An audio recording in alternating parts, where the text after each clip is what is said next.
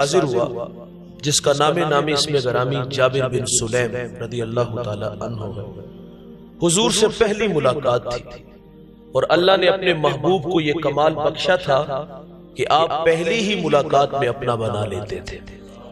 ان کے بول بہاروں جیسے اور اصحاب ستاروں جیسے، مٹھیاں مٹھیاں بولیاں مدنی ڈول دیاں، کنا دے وچ رہندیاں مشری بول دیاں، لب کے لے آواں کتھوں سونا تیرے نال نال، میٹھی میٹھی باتیں سنی ایمان نصیب ہوا۔ جانے لگے تو عرض کرتے ہیں آقا میرے دامن میں کچھ حکمت کے موتی ڈال دیجئے۔ دوستو جو شخص ابھی ایمان لایا ہے اس کو میرے کریم آقا صلی اللہ علیہ وسلم نے پہلی نصیحت یہ فرمائی، لا تسبن احدا، فرمایا جابر کسی کو گالی نہ دینا، اس کو اخلاق سکھائے۔ اور آپ فرماتے پھر میں نے ساری زندگی کسی جانور کو بھی گالی نہیں دی۔ ناراض نہیں ہونا دوستو، ہمارے بچے بولنا سیکھتے ہیں تو گالیاں سیکھتے ہیں۔ بچپن کی گالی نے ہنس دیا، رات کو افراد خانہ جمع ہوئے تو اس کو باقاعدہ چھیڑا جاتا ہے کہ وہ گالی جو صبح مجھے دی ہے سب کو سنائے۔ اگر وہ گالی نہ دے تو اس سے تقاضا کیا جاتا ہے جو صبح گالی مجھے دی تھی وہ دادا ابو کو سناؤ، وہ اپنے پاپا کو سناؤ۔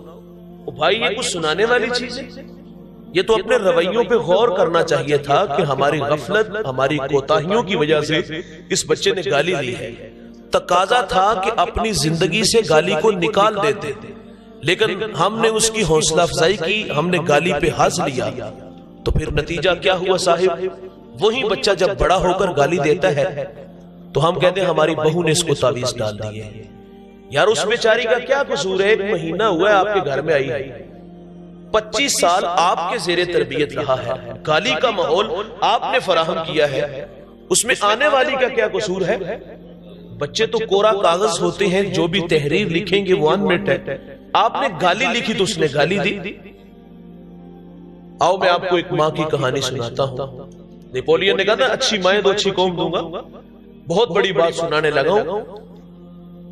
بچے کو والدہ مدرسے میں بھیج دیا کہ جاؤ بیٹا مدرسے میں پڑھ کے آؤ۔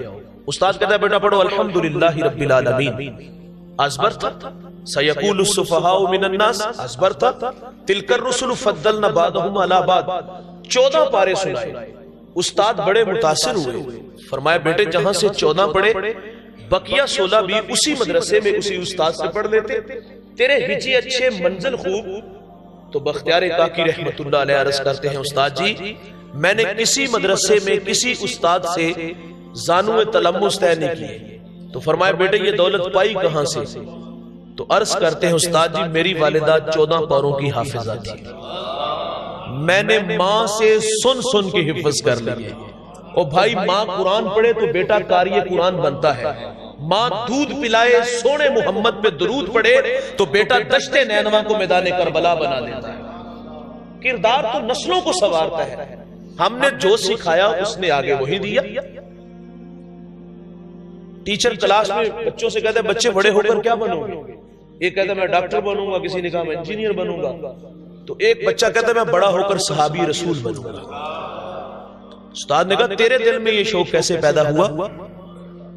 تو وہ کہتے ہیں میری والدہ روزانہ سونے سے پہلے مجھے ایک صحابی رسول کا واقعہ سنا کے سوتی ہے، تو میرے دل میں شوق پیدا ہوا ہے کہ میں بڑا ہو کر صحابی رسول بنوں گا۔ منصور علوی ایک بہت بڑا رائٹر گزرا ہے، وہ بھی اسی طرح کی بات سناتا ہے۔ وہ کہتا ہے کہ میں نے ایک بچے سے پوچھا کہ بڑے ہو کر کیا بنو گے؟ تو اس نے کہا میں بڑا ہو کر نور الدین زنگی بنوں گا۔ آپ جانتے ہو نور الدین زنگی کون ہے؟ اس شخصیت کا نام ہے جس کو میرے محبوب خواب میں تشریف لاتے ہیں اور فرمایا نور الدین 2 چت قبرے کتے میری طرف بڑھ رہے ہیں، اور آپ پھر وہاں سے آتے ہیں اور ان کو واصل نار مدینہ میں آگے کرتے ہیں، اور پھر مدینے کی گلیوں میں چیخے مار مار کے روتے ہیں اور کیا کہتے ہیں کہ بندہ نواز یہ آپ کی کرم نوازی، کس بڑی کائنات میں میرا انتخاب کیا۔ تو کہا بیٹے تیرے دل میں یہ شوق کیسے پیدا ہوا کہ تو بڑا ہو کر نور الدین زنگی بنے گا؟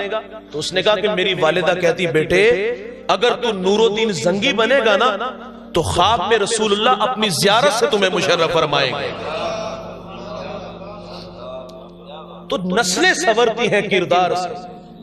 ہم نے گالی کا ماحول دیا تو اس نے گالی ہی دینی، تو فرمایا کسی کو گالی نہ دینا۔ میرے نبی کا فرمان ہے مرغے کو گالی نہ دو. کیوں؟